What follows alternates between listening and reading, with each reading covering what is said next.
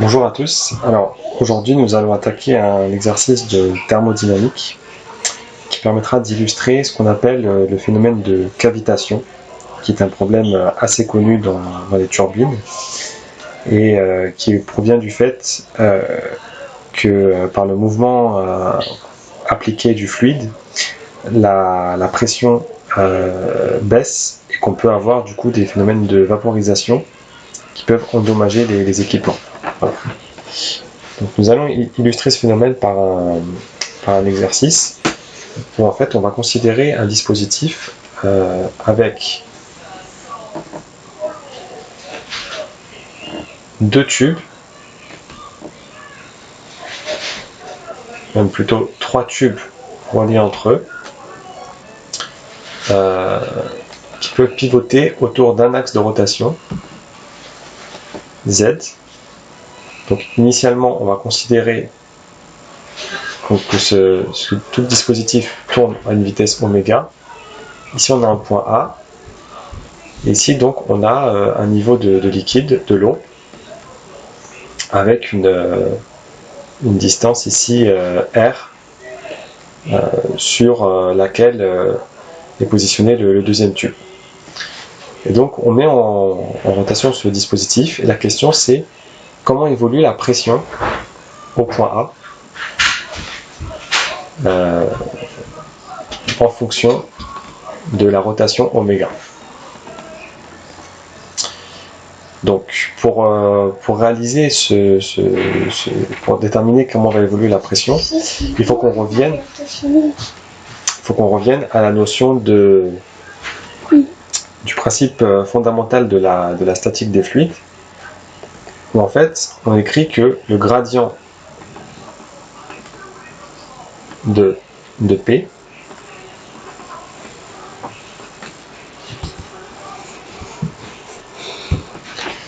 donc on a le gradient de la pression qui doit être égal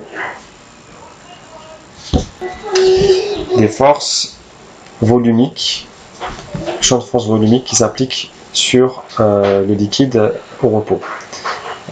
Donc ici en l'occurrence notre champ de force volumique, donc le gradient de la pression, on va négliger toute la partie en θ, et donc le gradient de la pression on va l'écrire dP sur dz uz va être égal donc plus dP sur dr ur va être égal à donc rho g uz moins rho g uz plus 1/2 de rho oméga carré r ur. Du coup, on peut réussir à trouver une expression de P en intégrant donc à la fois sur la partie Z et sur la partie R, qui va s'écrire de la façon suivante. P pourra s'écrire, P sera égal à moins rho gz plus, pardon, ici on n'a pas le 1/2, le 1/2 va venir en intégration. Rho oméga carré r carré plus une constante. Et du coup, comment est-ce qu'on va traiter donc la question? C'est on va considérer la pression ici qui est à l'équilibre avec la pression atmosphérique P0.